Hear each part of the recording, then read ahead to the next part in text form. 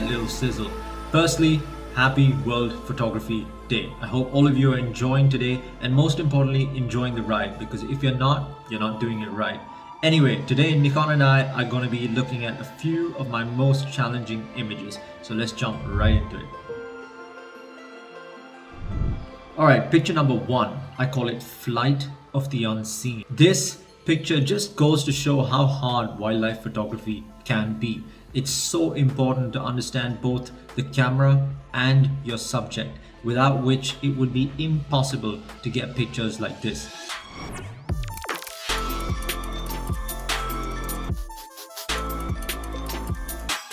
So on that day, I only had one camera and one lens. And in retrospect, I'm so happy I did. Because the more you have, the more confused you can get. Should I use the Z7? Should I use the Z6? Should I go with pictures, cameras, FPS, or 45 megapixels? Where, what, and before you know it, the animal is gone. And then the guide looks at you, or other people in the car look at you being like, did you get the shot? Did you get the shot, Shaaz? And I'm like, yep, I did, but my battery died, so I can't show it to you. Why? Because I've missed everything when I have too much equipment. So that day it helped me. I had only the Z7 and the 600. This is where knowing your camera and your subject is so important. Now, of course, no one can teach you photography and how to see the world, but it is important to learn the science behind the camera. It is important to learn the behavior of the animal, especially if you're into wildlife photography. So let's first start with the subject, and mine was none other than the Black Panther himself. And for those who photograph this animal, understand how difficult it is to get the right focus on him. I remember when we were filming for National Geographic, we quickly realized how difficult it was to get the highlight peaking on him. And that was because he was just black. There was no definition, nothing. It was just darkness, unless he gave you the eyes, and then you could sort of peak and highlight the eyes. So we had to master a different technique, and that was to peak the ground he walked on, the earth he moved on, the blades of grass, the twigs, the trees which he came in to focus with. It's incredibly challenging, but at the same time, great fun. Anyway, this panther comes out and he's crossed the road maybe 8 to 10 times in the last year or so. So for as elusive as he is, he's pretty predictable.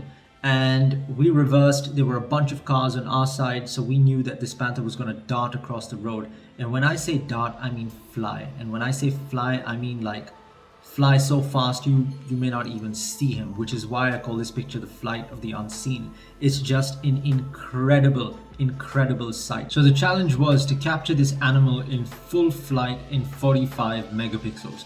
And this is where understanding your camera is so important. And when you kind of marry that with your knowledge of the subject, you can create absolute magic. So over here, I said, fine, I have the Z7 and it shoots at 45 megapixels, which gives me a slightly lower FPS when compared to the 25 megapixels Z6. I was like, okay, anyway, with the Panther, my technique is entirely different. So here's what I did. I went fully manual. That's right, even with my focus. Why?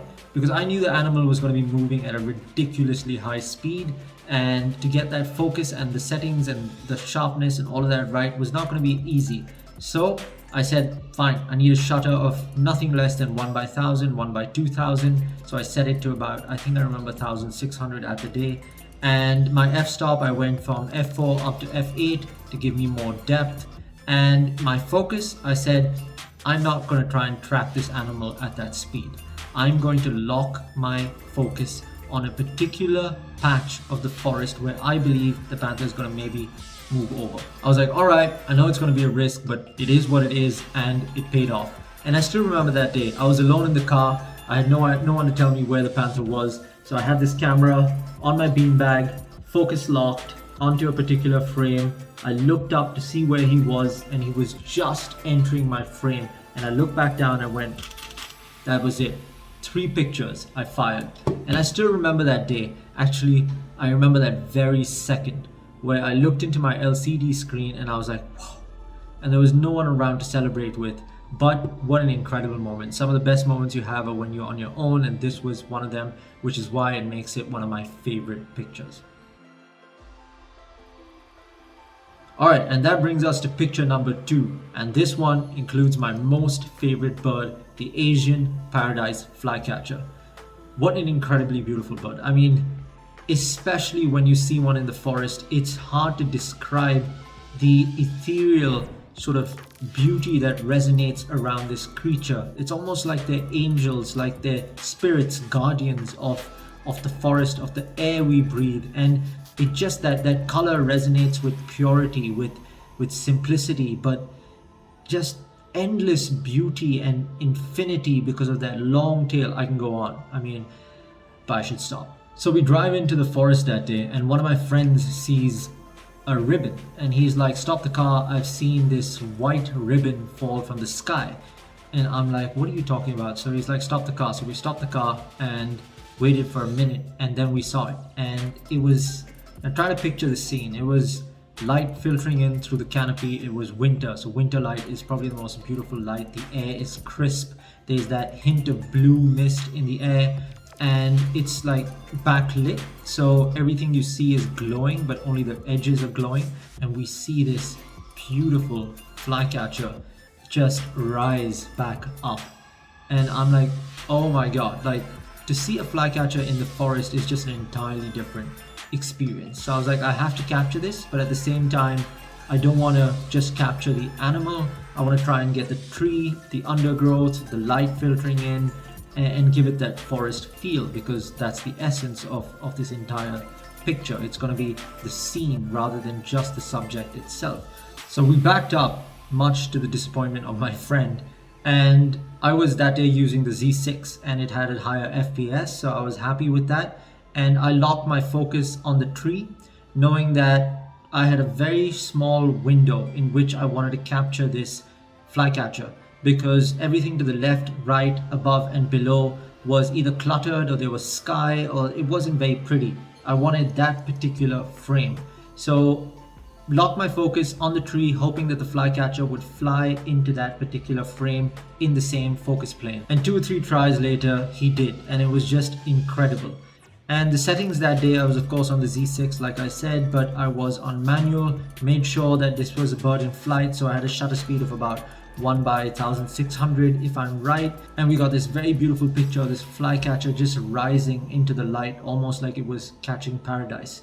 So that makes it probably one of my most favorite and challenging pictures, because at the time when you see these animals and they're just darting around and you only have a few minutes before they leave, you gotta think fast, and you can only do that if you know the subject and your camera. Alright, it's picture number 3 and we are back with the Black Panther, the bane of my existence. Have you ever seen anything darker than the night? And I don't mean this in a poetic Shakespearean way. I mean this in actual visual form. Have you ever seen anything that is darker than the night? And the reason why I ask is because on that day, I still remember, I drove into the forest and it was winter. The sun only rises at about 6:45 and we were allowed to enter at 6. So by 6:15, we were at this junction. I realized that in the forest at night, just before the dawn, the night wasn't the darkest shade of black. It's hard to describe these moments in words, which is probably why we have the camera. It allows us to immortalize these moments and relish them for life. And to understand this setting in which I was photographing this animal, this was not dawn. This was just before the dawn. It was pre-dawn. Is there a word for that? Is it just night? I'm not sure. Anyway, it was dark. The equipment I was using that day was my trusted old friend, the Nikon D4S. I absolutely love this body. It's allowed me to capture images, subjects in environments and settings that are extremely challenging.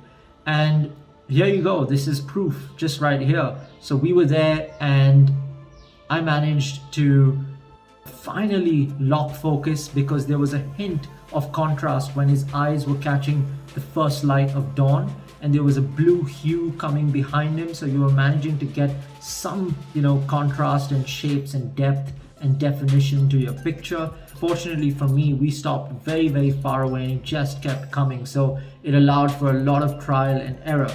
And I finally managed to lock focus, and that's why that camera, 16 megapixels, but the noise performance, incredible. The FPS, incredible. I managed to just fire away. I remember I was at about 3000, 4000 ISO. I didn't want to go to 8000 and make it unusable. I wanted to, even though the D4S can do that with ease, I wanted to print this image. And that's something which I want to, also talk about, which is shoot to print. Don't shoot for social media. Shoot in any setting. Make sure that you are not trigger happy or ISO happy, where you just keep firing at like ridiculous ISOs, which are good on Facebook, Instagram, but you want to print it, you can't. So I managed to capture the focus and shoot at 4000 ISO, and I shot this at a burst. I just kept going in the hope that 2 or 3 pictures would be sharp, and that's all you need. But to just be there and capture it, most importantly to just witness it, was absolutely ethereal. And I've named this picture Darkness Lives, because on that day I saw the night come alive. It was the most hauntingly beautiful experience I've had. So those 3 pictures are shot with the 3 bodies I use, the Z6, the Z7 and the D4S. And I'd like to wish all of you the best of luck on your photographic journey ahead. Remember, photography is very personal. It's a personal journey of self-discovery. So enjoy it.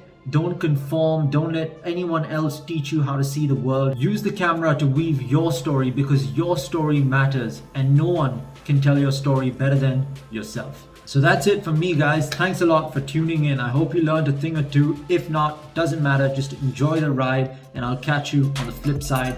Bye.